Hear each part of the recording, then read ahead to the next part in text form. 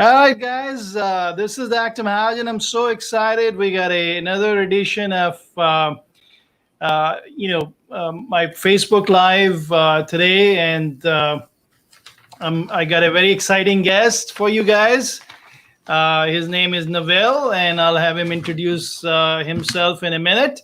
Neville is a fantastic success story of doing well after going through COVID-19 and has to be on the vent for extended period of time and was in ICU for extended period of time and is back to work. So I'm so proud of Neville, and I was talking to him other day and I said, do you mind coming to our show and being a inspiration and a COVID warrior for our patients who are in similar age group, geriatric age group? And he smiled and he said, sure, I would love to.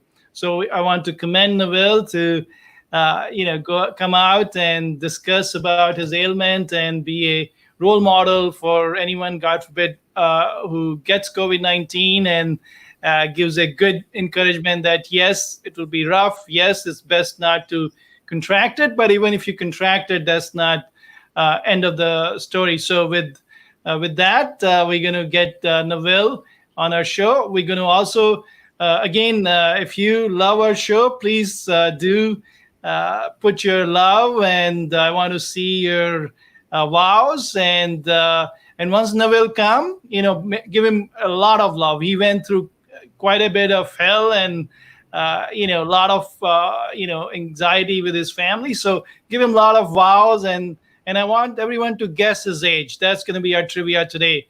I want to see if anyone can come close to what his age is, and I'll ask him if he feel comfortable to let us know what his age is. But without further ado, let's get Neville on our show today.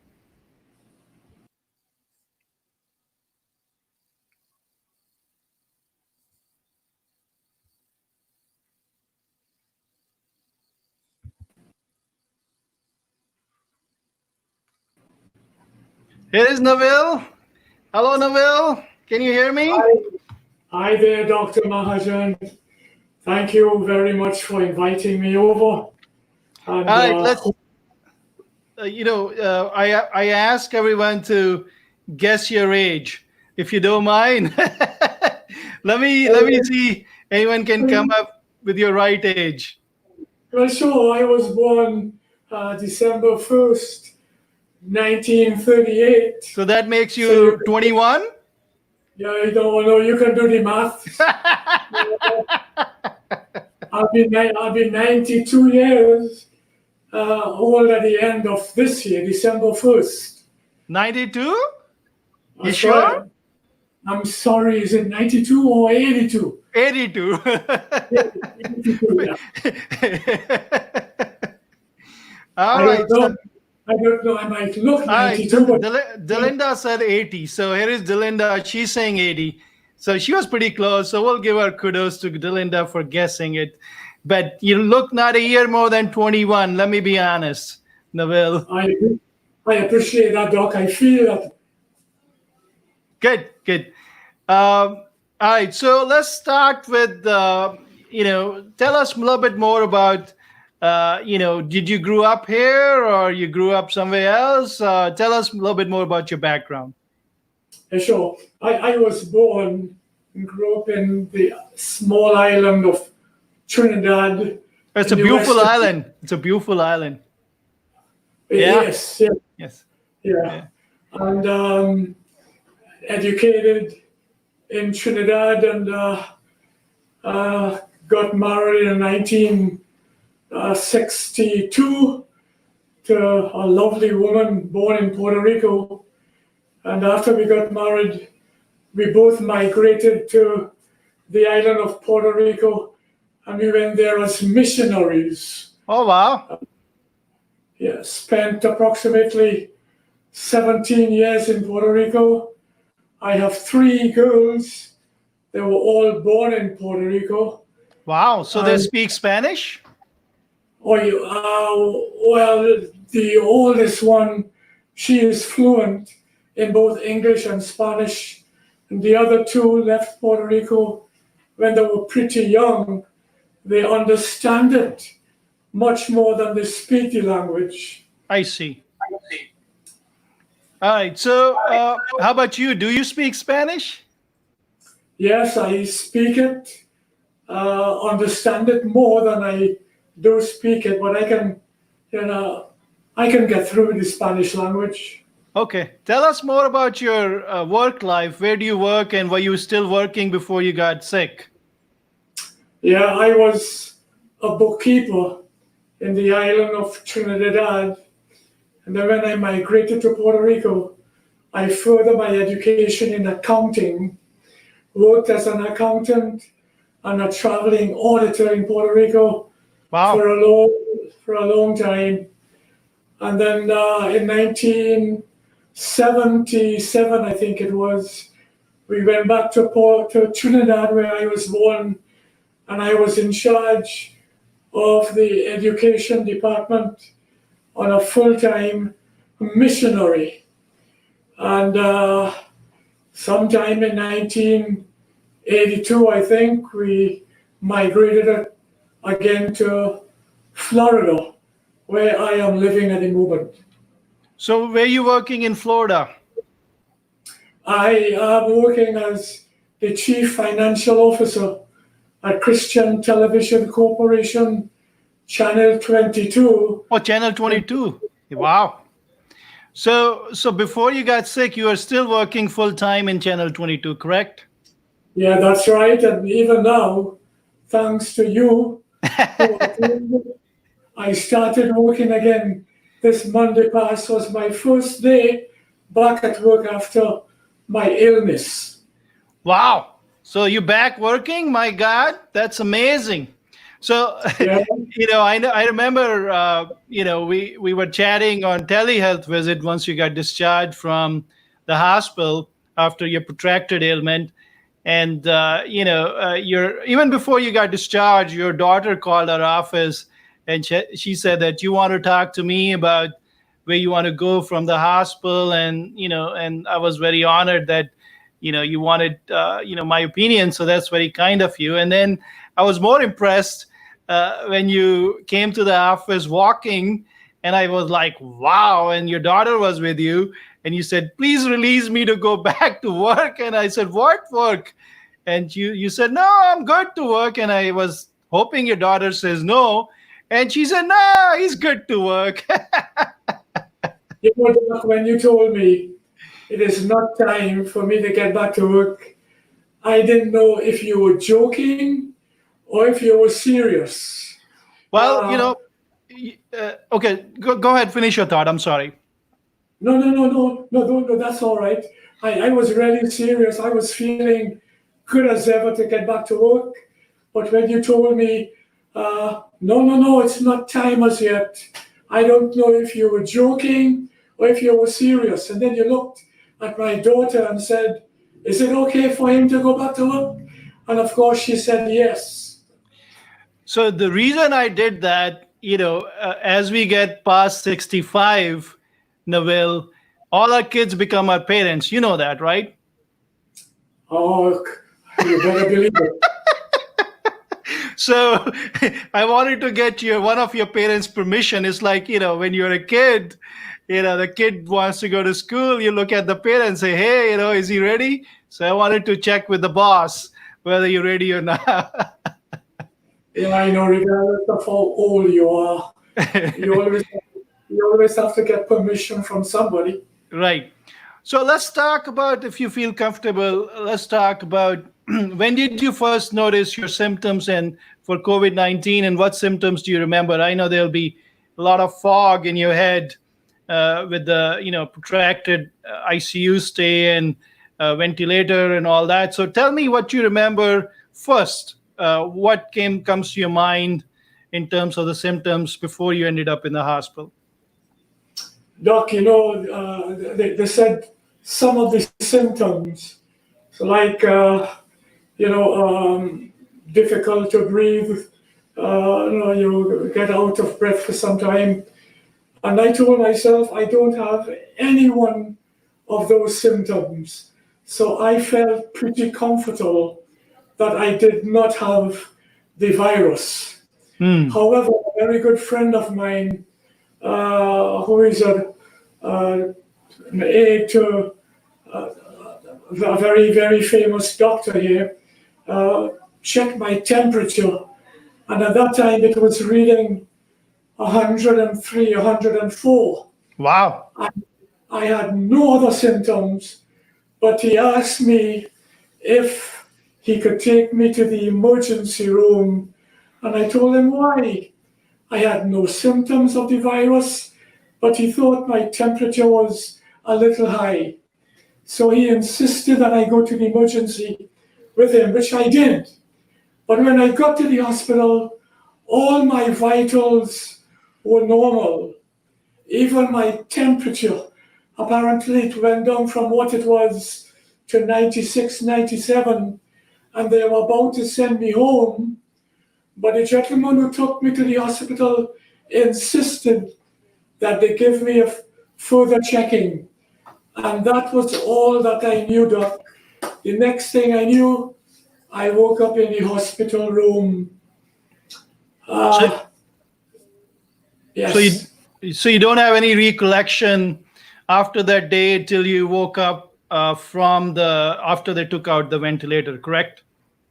Absolutely nothing, Doc. And I was told it was pretty bad, close to death. Right. So let me, plug in some facts. Maybe your daughter plugged in too, that you are on the ventilator for about 2-3 weeks. Did they talk to you about that? Yes, a long time, and I had no idea. You had no idea. Of course. Okay. Yeah, I was heavily sedated. Right. And then. I'm sorry. No. What do you remember first after you woke up? What I remembered is that I was lying in a hospital bed. Wow. So let me talk a little bit about not just you, but what we see in COVID-19 patients who get sick quick. So that's pretty classic what you're describing, Neville. It's not unusual that we see patients who have just temperature for a few days. So probably you have the disease for at least 5-6 days before you ended up in the hospital, and that's pretty typical because you don't have full-fledged symptoms. You have mild symptoms, and you think it's maybe just flu or something. And then, by the time you get 102, 103 temperature, what we see in older patients, not you're younger, but, older patient is they crash very quick. Their oxygen drops very quick, and they end up on the ventilator. And then the week 2 of COVID-19, we see a lot of patients develop what we call cytokine storm, which is a technical word. What it means is the virus is pretty much done its damage. Now the body is overreacting. The immune system is trying to bring down the virus, and then it goes overboard.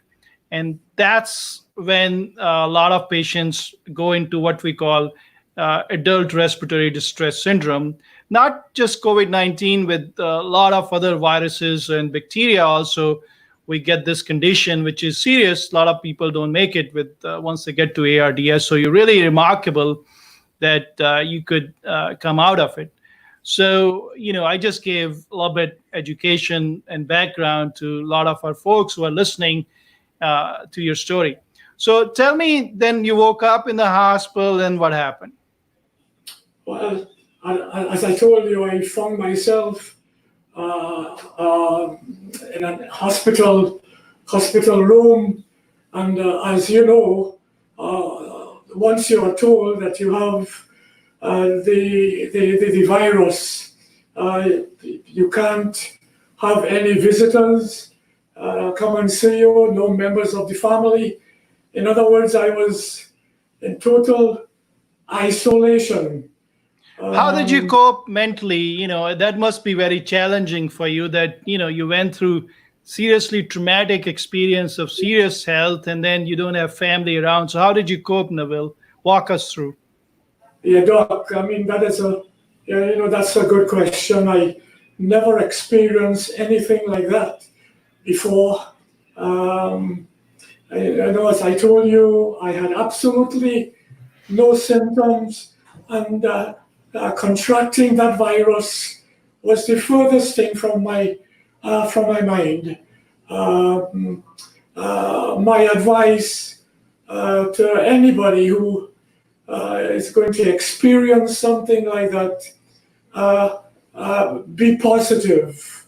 Don't give up too quickly. You are surrounded by good doctors, professionals who know what they're doing, including yourself, Dr. Well, Mahajan. oh, you're so kind. Thank you. Well, you are very instrumental in my recovery. Oh, you're When I so was kind. in the hospital, I was so heavily sedated. If I tell you the number of hallucinations that I had, it will take me 3 4 days. You But I need to was write so, a book, Neville. You need to write a book. I was given a new name both by yourself and my heart specialist.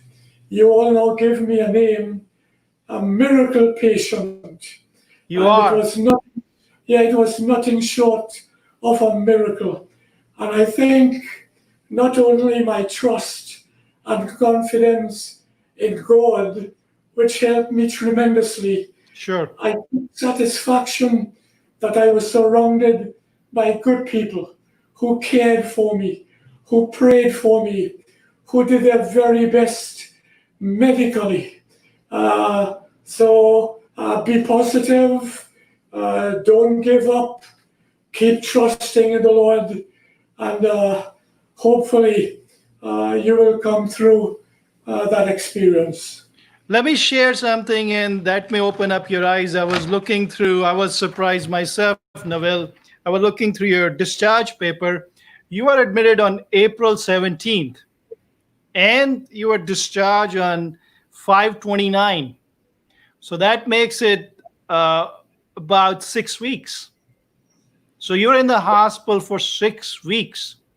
That's really a miracle, out there, because not many people with advanced age with COVID-19 being on ventilator this long did so well and went back to full quality of life. Not just survived, but back to thriving. So some amazing force and prayers are pushing you, not just medicine.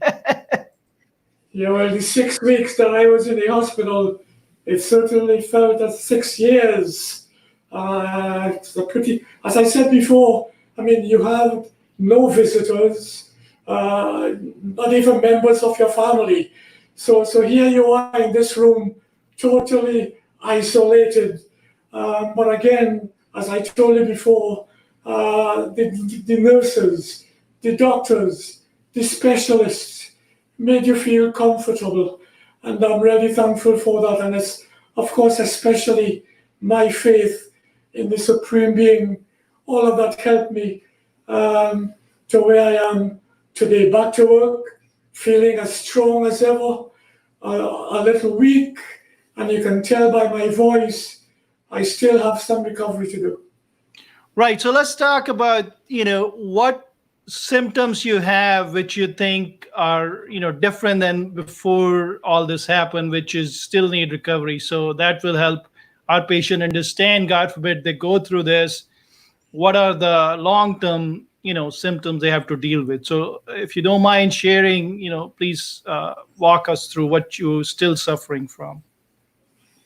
Well, Doc, as I said before, contracting that disease was the furthest thing from my mind. I had absolutely, as I mentioned before, no symptoms, none, except I had a pretty high temperature. And I think, that started the whole thing.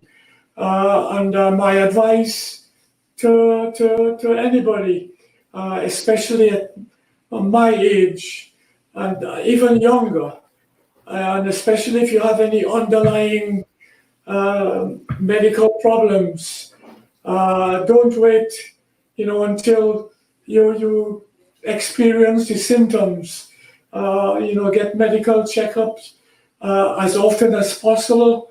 Listen carefully to what the doctors would say, and don't take anything for granted. Um, I had a very high temperature, not knowing that there were other symptoms that I didn't experience. So take the advice from your doctors very seriously. And if you do have any of those symptoms, especially, your temperature is way above, 100, seek medical help as soon as possible. Don't wait. Right, that's great advice to everyone. And let me ask you this: in terms of a lot of people listening to you, and you are amazing in terms of your spirit, and having gone through what you went through, and you're back to working. Let me ask my audience, see if they have any questions for you. So this is the time, guys. If you have question for our miracle man, Neville, please go ahead and put in the question section, and I'll pick them up and ask Neville. Let me see. We got Beverly saying she's the same age as, same year, in fact. So, Beverly, that's a role model right there for you. He's erect and he's smiling and he's back to work. So you need to go back to work too, Beverly. All right. So we got Trish Shipke. Very good question. What medication was he treated with to get better? All right. I'm glad, Trish. Looks like, you read my mind. I wanted to address that question. So I'm going to address that now. And you guys can keep asking. Neville can't answer that because he does not remember, but I have his whole chart. And if Neville, you don't mind me sharing your treatment, I'll go ahead and share. Doc, I am so thankful that you have decided to answer that question. Okay. I am not good at all in remembering the names of these different medications. Okay. So thank you very much for doing it. Go right ahead and do it. Okay, let's address that. And I think Delinda asked a very good question for you, Neville. So we'll come back to that in a minute. So let's answer Trish's question here. What medication was he treated with and what made him get better? Excellent question. So let's just remember, guys, COVID-19 is a fluid situation still. That means we are learning and figuring out throughout the world what the optimal treatment should be. And his example is fantastic because he got a lot of stuff which was before, we got a FDA approved remdesivir thrown into the mix. He was, he was admitted prior to remdesivir era. We were not part of the Baycare was not part of the studies setup, which, let's say, Mass General was initially. So he didn't get the remdesivir. So let's talk about what he got. So, he got I think, which is critical, is the best ICU care. I think a lot of people don't realize that once you are in respiratory failure, intensive care is critical. That means the whole team, the intensivist, the specialist, the respiratory therapist, the nurses.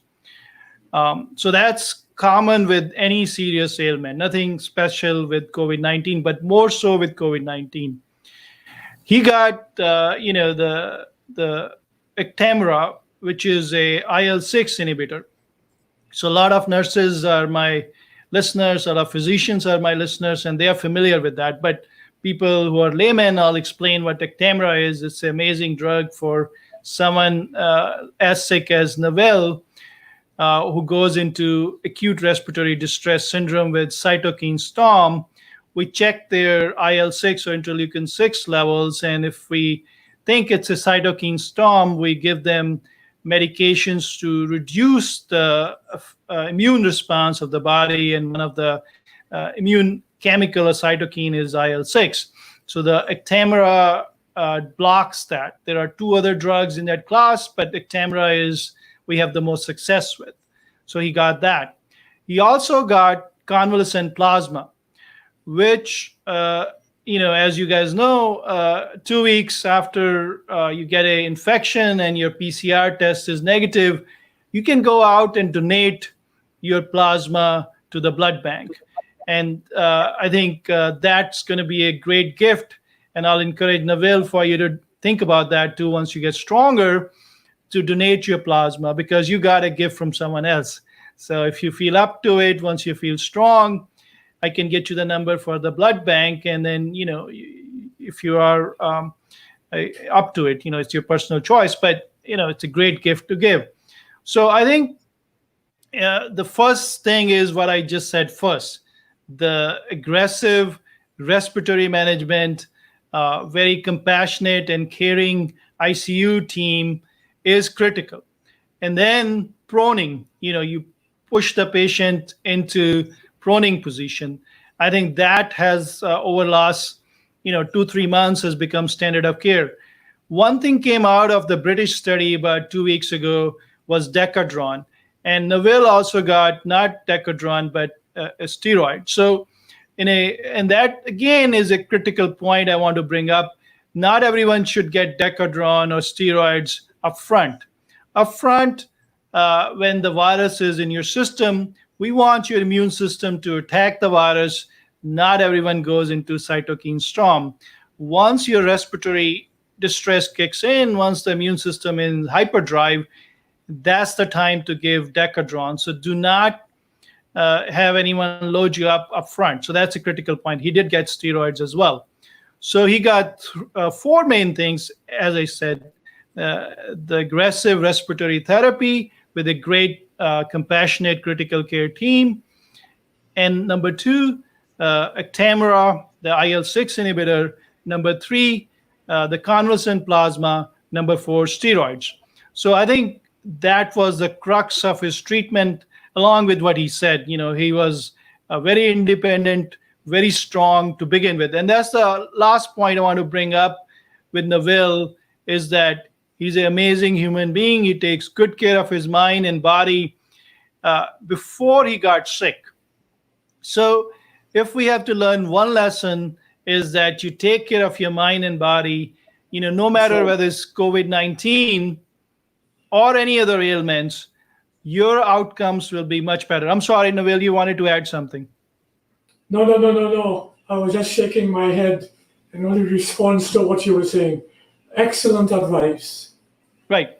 So if you have pre-existing conditions, diabetes, hypertension, age, but if you are in good health, the good health means you're taking care of your overall health by, exercising regularly, eating, sensibly, keeping your weight under control, keeping your mind active, keeping your faith strong, having a good support structure with your family. And Neville has a beautiful family. He has a beautiful support structure. His daughters are just devoted to him. So all those things, irrespective of the disease, studies have shown, whether it's cancer, whether it's heart attack, whether it's stroke or any other debilitating disease, the outcomes are much better. So you got to do some elbow grease up front. And the immune system is an organ as well. So for immune system to respond well, you got to keep it sharp. So how you keep immune system sharp? Not by zinc, not by vitamin C, which is okay if you take those, but immune system is like your heart or like your lungs. How do you keep your heart and lungs strong? By doing cardiovascular workout, by eating Mediterranean diet, more plant-based diet, by having a good 8-hour sleep, by chanting or meditating or whatever you believe in, having a strong, robust brain. That's what controls your immune system sharp, guys. Not a drug, not a supplement. So Neville is a perfect example of, he's working, he is faith-based person. He has, if you look at him, he is slim, He take care of his diet. He's, sleeps well. And I think that's another important piece of reason, in my opinion. And I've been seeing geriatrics for 25 years. For anyone to go through chronic ailments and ICU care and do well. So, Neville, you want to add anything to what I just said? No, sir. Excellent advice. That is why you are my primary physician. All right. So let me go ahead. I'm sorry. No, I really mean that. You've got to, make sure that your primary physician or your specialists are considerate and very understanding and patient. I think that is so very, very important in our lives, and that is what I have experienced ever since I have attending Dr. Mahajan's office. Make sure you are surrounded by good people, people who won't get annoyed if you ask them questions, or if you ask them to should I get a second opinion. Just make sure that is very, very critical in maintaining good health. That's a great advice, Neville, and thank you for trusting me. But I think primary care and prevention, you bring a good point, is critical in keeping your overall health strong before you, God forbid, contract something difficult like COVID-19. So, yeah, that's a good point as well. I'm glad you brought it up. Let me bring another question I think Delinda brought up. She has a question. Do you know, or do you have any clue, how did you get COVID-19? How did you contract the disease? Doc, up to this day, I don't know how I did it. I see. I really don't know. But my job entails, as I said before, I work at the Christian Television Network. We have a lot of correspondence coming in, and I am in charge of that. I didn't wash my hands before or after opening all of those mails. I have to attend meetings at my bankers and also attorneys. So who knows where I contracted the disease. And now I have learned to wash my hands more often, wear a mask when it is necessary, to take all of those necessary precautions. But to specifically tell you how I contracted it and from whom, I don't know. Right. And sometimes it's very hard. That's a very standard thing that you can't pinpoint, at this point when, for example, today it was amazing number, not in good sense, but in bad sense, that we in Florida, we have more than 10,000 cases of coronavirus. So now, the cat is out of the hat, or whatever you want to say it, or the dog is, out, or the horse is out of the barn. You can't predict who gave it to you because there's so many people have it now, and they could be asymptomatic. That means they may not even know that they have it. So, it's very difficult. That's why the tracing, works when you're early part of the pandemic. And that's why the places like South Korea and Taiwan, Hong Kong, to some extent China, and New Zealand are success stories, because they did the tracing when the numbers were less. In the United States, we did a very poor job of, containing it up front, and now we are suffering the consequences. So, you're right. You have no way of predicting once it spreads like a wildfire, which we have right now. So, but to your point, I think you brought a good point. Washing hands, social distancing, and wearing a mask is like a vaccine, what we have right now. So, those things are critical for people who don't have it. And people like you who already have it, now they're talking about the flu season coming, you're still weak, you don't want to contract, God forbid, another ailment on top. So you still should be using all those common sense, things you just mentioned. So, that's fantastic. You brought that up. Let me see if we have another question. Trish has a question. Let me see. Should we take our temp every day since Neville only has high temp? Okay, good question, Trish. Let me answer that. It's a little bit technical,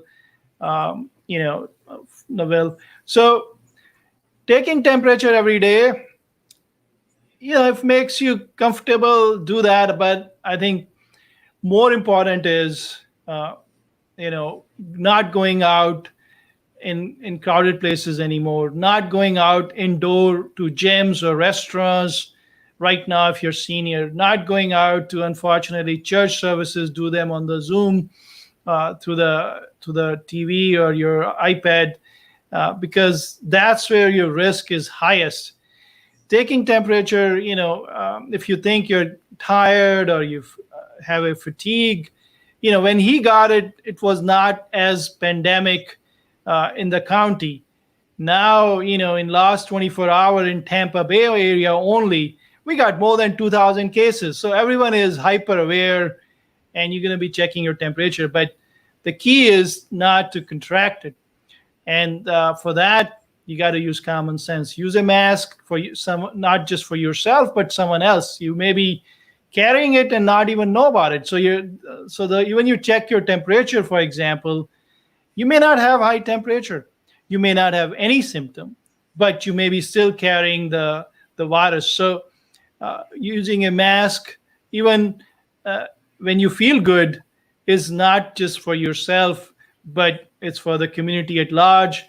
And everyone should do that. It's not a political thing. It's for, keeping the curve flat. I was looking at the hospital statistics in Pinellas County. Yesterday, most of the big hospitals were on divert. That means they were not taking any ambulances anymore. So you don't want to be in that situation where come 4th of July, all of us are on the beach and no one is maintaining social distancing like we did on Memorial Day weekend, and no one wearing mask.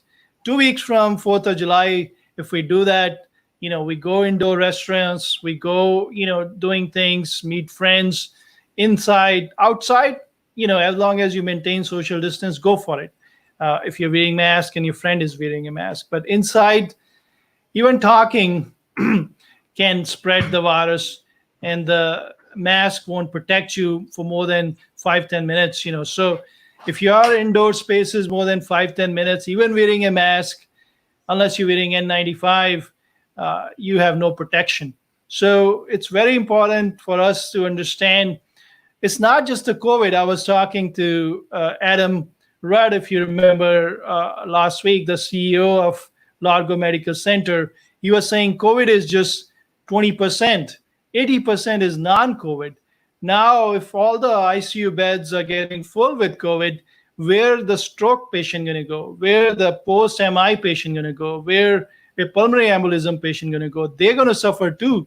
They're going to have more complication because the health system is overwhelmed. So we need to all, work together as a community and use the mask, keep the social distancing, wash our hands, and, be a good citizen. So otherwise, we all going to have maybe not as good a outcome as Neville had, because he has a lot going for him with his faith, with his family, with his good health prior to it, and his good attitude.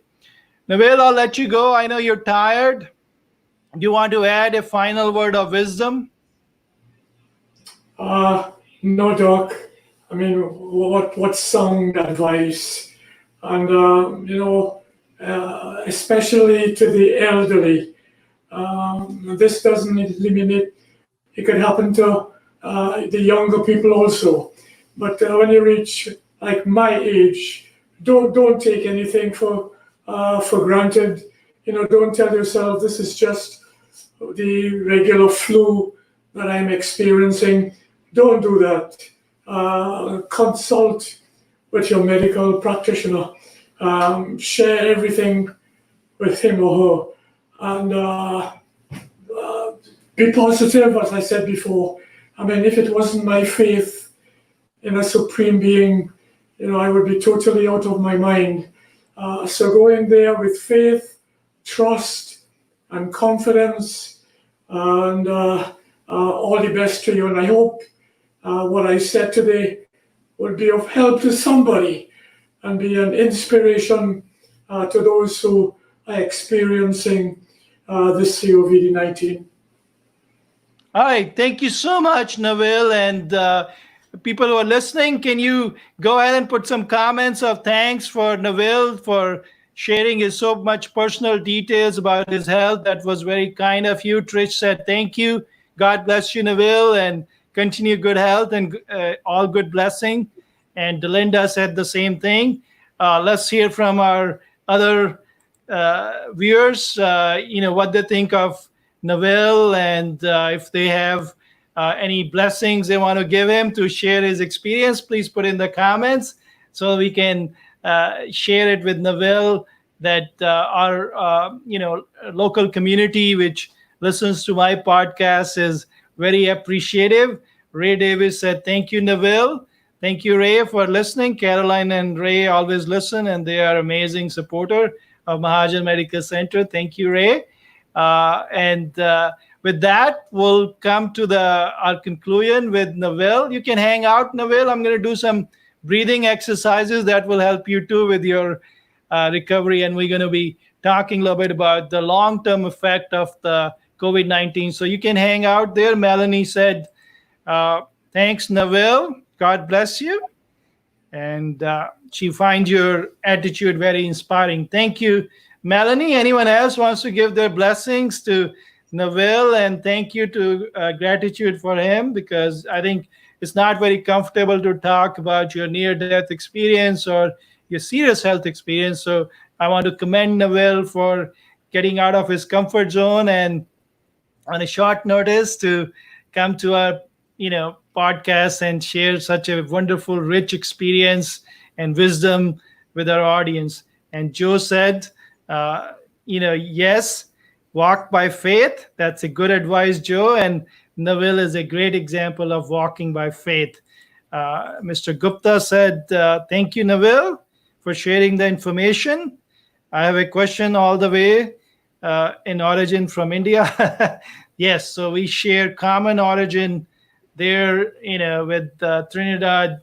As a lot of folks know, the Britishers brought, a lot of Indians, on the ships for sugarcane farming, and basically they, labeled as not as slaves, but they were slaves, and they've been there for a long time and contributing so much to the Caribbean economy, and a lot of expats who come to US and UK and send money back, and they have done wonderful things for the economy there. So Neville is a great example of hard work, and he's thriving in the great country of America, working hard as an immigrant. So thank you, Neville, and this will conclude our interview with Neville, and we'll move on to long-term effect of COVID-19. So, all right. So I want to thank Neville again. And, he just recovered. And despite that, he had so much enthusiasm and love, to share it with the community, that he came at a 2-day notice. When my office manager, Debbie, asked him, I was so excited that he said yes, that he wants to share his experience. So that was very kind of him. So please give him more love and give him thumbs up, and I'll share those comments with him. So keep them coming. He was very excited that you guys are happy that he shared his experience.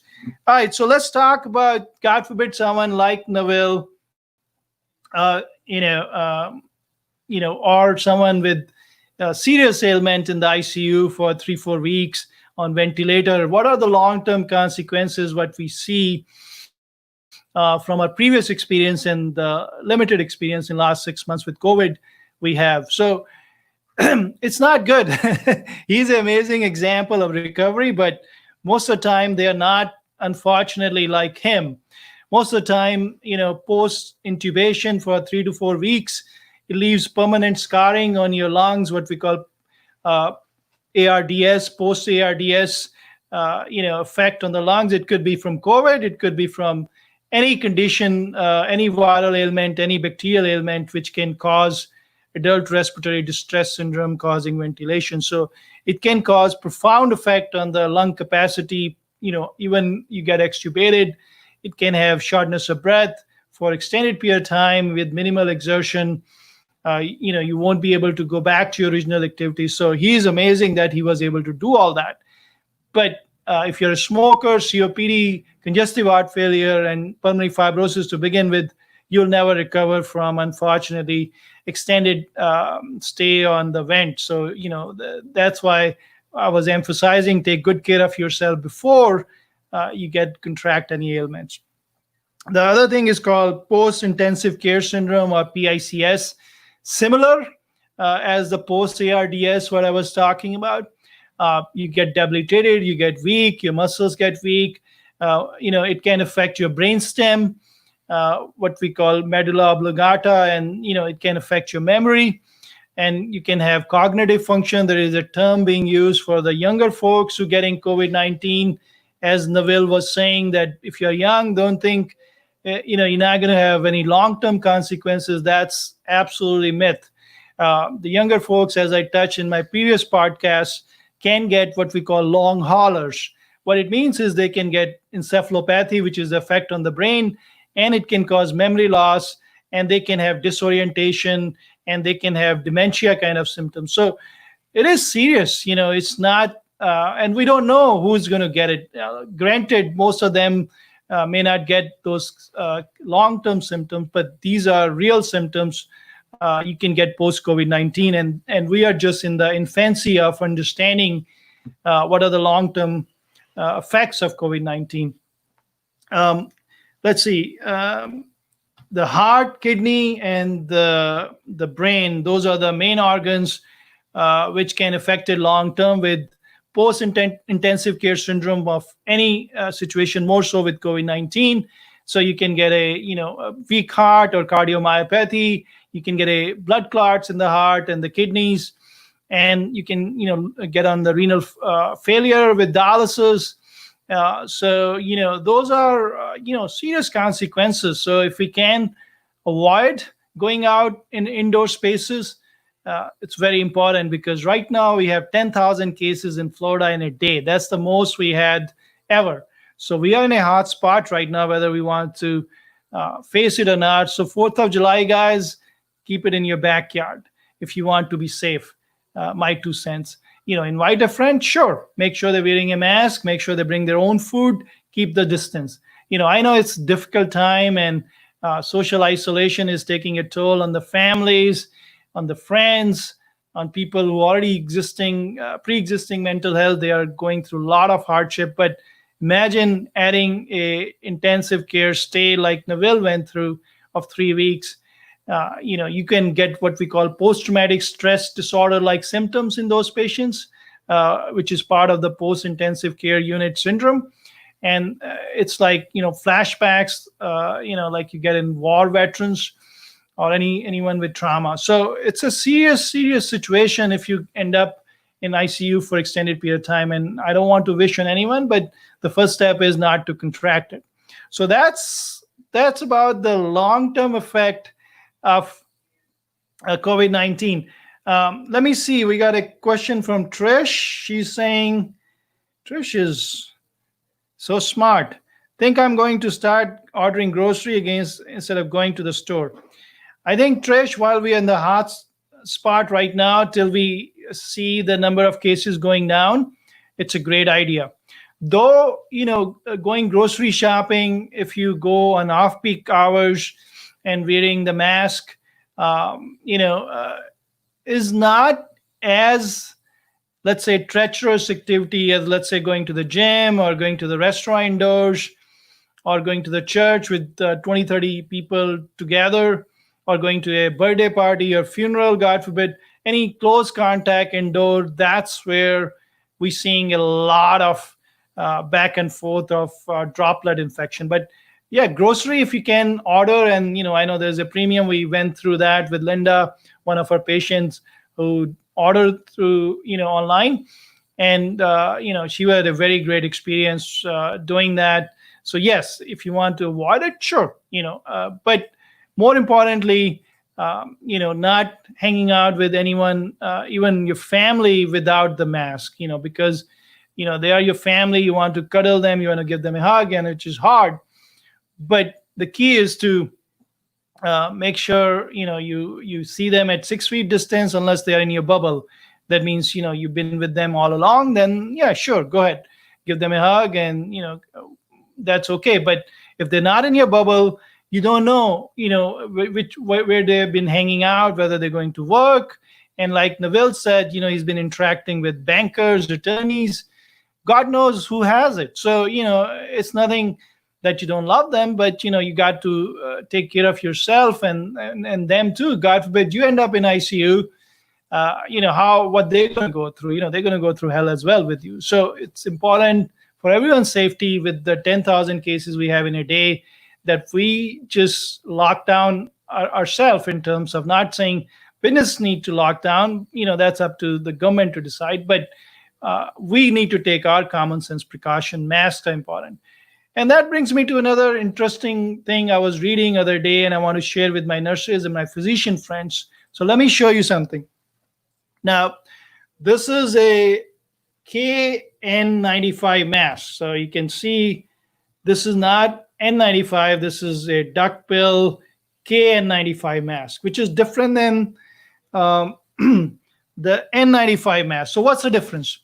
And I was amazed, to know the difference. It's primarily for healthcare people, and we have a lot of nurses and physicians who listen to my podcast, so I want to bring it up to their attention. The N95, KN95, is made in China. So the KN95 designation is not regulated. So you can get it cheaper on Amazon or any other place for about $3 to $4, $5. The N95 is a US designation, and they have much higher standards of manufacturing. So the KN95 could be very good. That means it may, as designations say, take out or hold off on 95% of the viruses or any other microbes, or it may be useless. So you may be using in a healthcare high contaminated healthcare direct patient contact, and you're wearing the N95, but it's KN95. Be careful, that it's hopefully if you're in a hospital, they already vetted the manufacturer. But if you're buying on your own and thinking that you're protected, you may not be protected. So just remember that. And there are a lot of fakes out there on K95. Very, very important to make sure that you don't use your personal KN95 in a direct contact with COVID-19 or any other infectious disease transmitting patients. So make sure you use the hospital given either N95, or hopefully they've done the vetting on the manufacturer on KN95. But they're good. They don't take me wrong. They're not all bad, but there are a lot of fakes. So that's the point I wanted to bring. They are made in China, and most of the things are, but they are not under the same standards as the N95 mask from 3M, which is a big manufacturer in US. Not the same quality or standards. So just a FYI for my healthcare friends.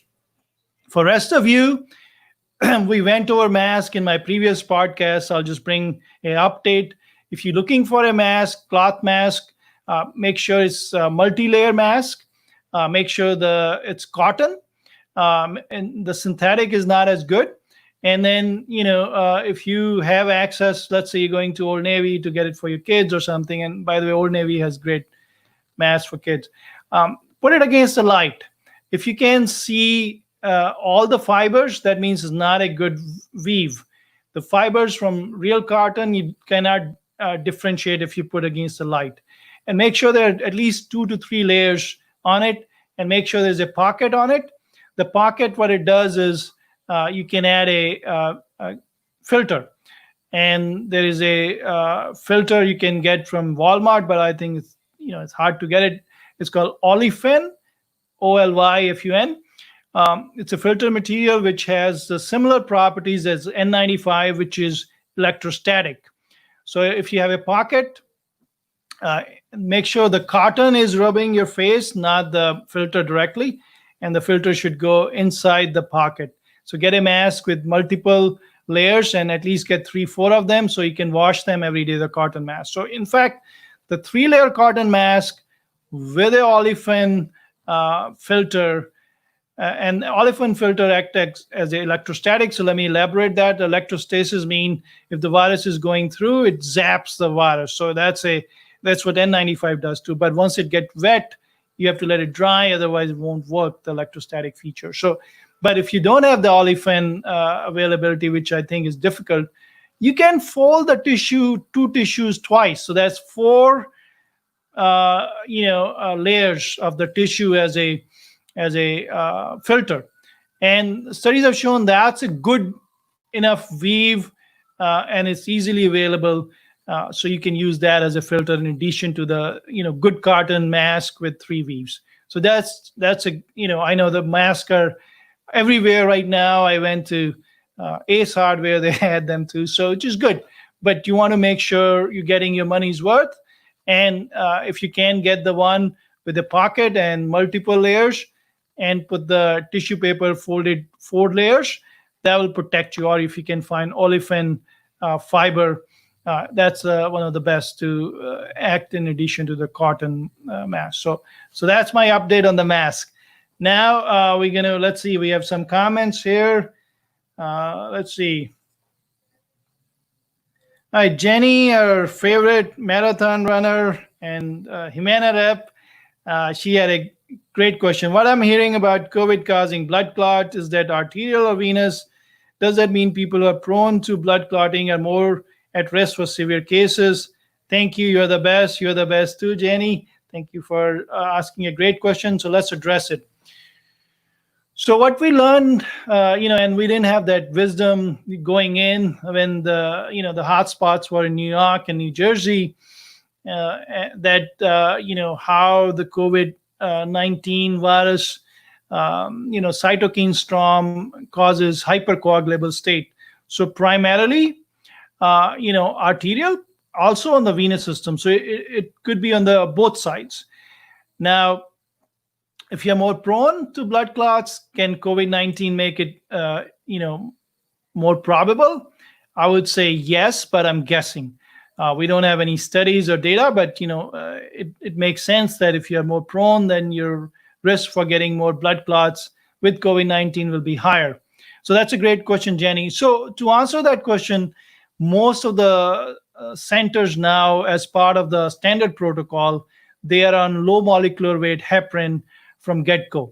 So they get 2 shots a day, what we call Lovenox in medical parlance, but in layman language, that's a low molecular weight heparin. So that's a great question. So they are already incorporating that to protect both the venous and the arterial system. In fact, to protect the patient from arterial blood clots, let's say, I have a lot of cardiologist friends, and when we didn't know about the effect on the coronary arteries, and the COVID-19, one of my invasive cardiologist friend who's in Texas was telling me the other day, he said he saw a patient, came in with positive troponin.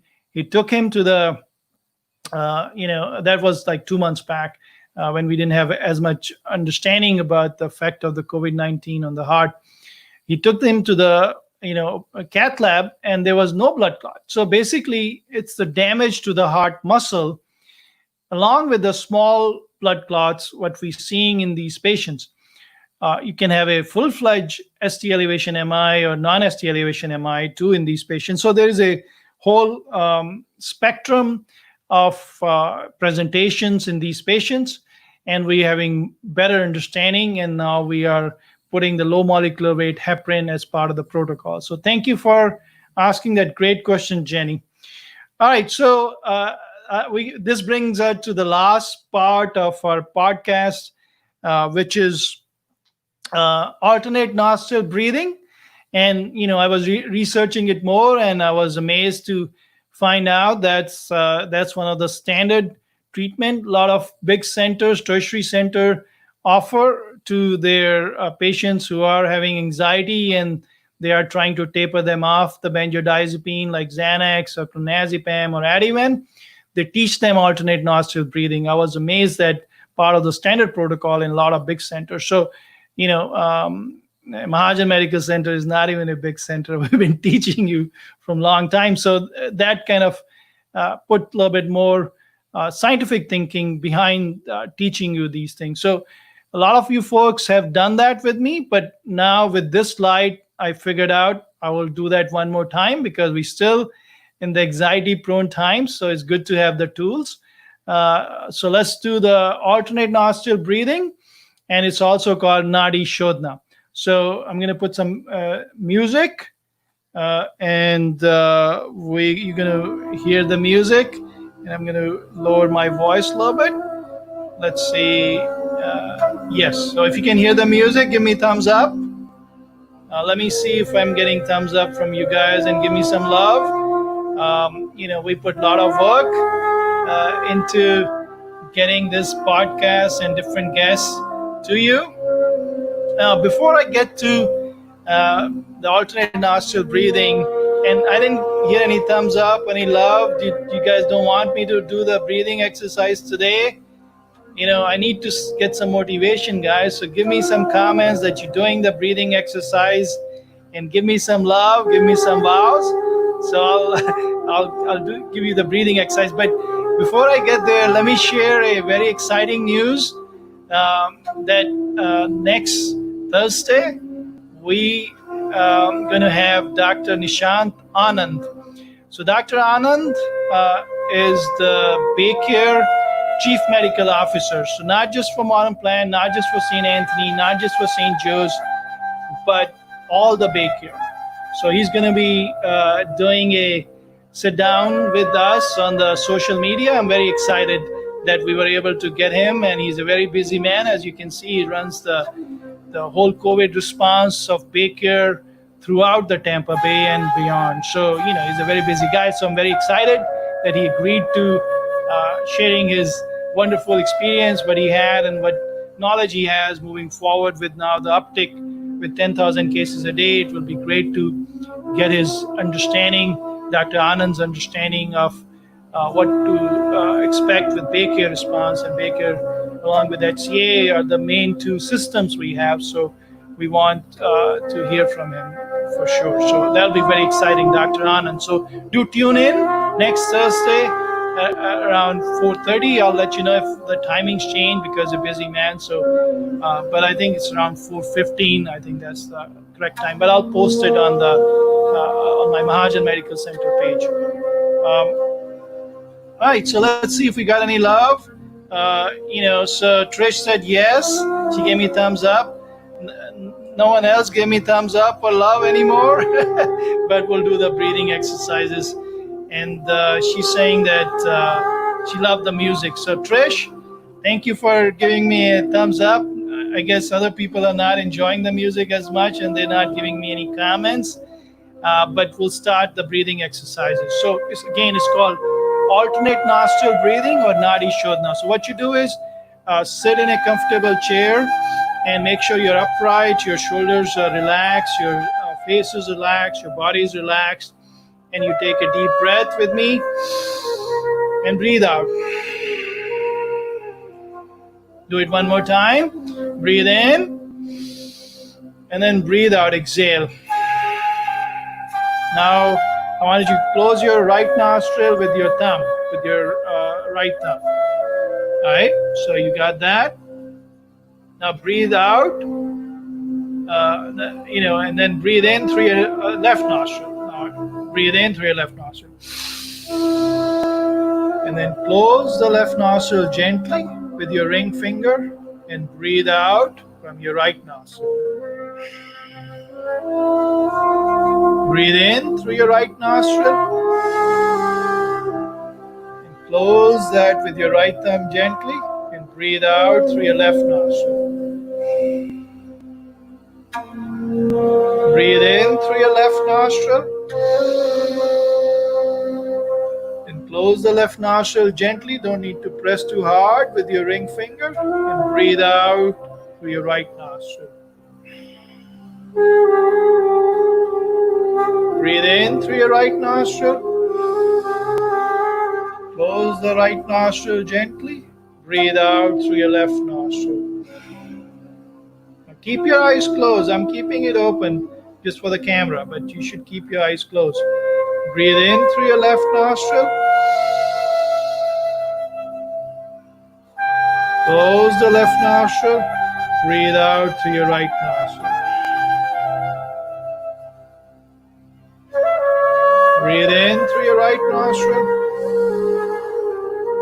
Close the right nostril. Breathe out through your left nostril. See, wasn't that hard? You do that 5 minutes with your eyes closed twice a day. Anytime you're in an anxious situation, do that regularly. And it sounds kind of complicated, but the key rule is anytime you breathe in from that nostril, close it and do it gently. The other simpler way to do it is just close your right nostril and you're in an anxious position, just breathe in and out through your left nostril.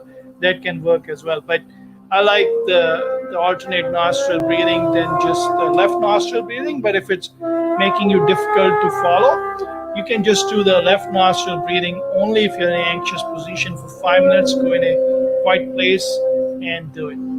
With that, Erin said that she was on a wrong page, or she was liking on the wrong page. All right, Erin. We know that you come to our podcast every time, so we appreciate that. We're coming to the end of our podcast. Be nice to your fellow human beings, your family, your friends, and don't forget the biosphere. We need to be kind to that. With that, we come to the end of my podcast today. I want to thank Neville for sharing his intimate details and being such a hero for all our patients who can see him as an example of if you keep the faith and you have a good team and you took care of your health before, you'll have good outcomes. Ciao.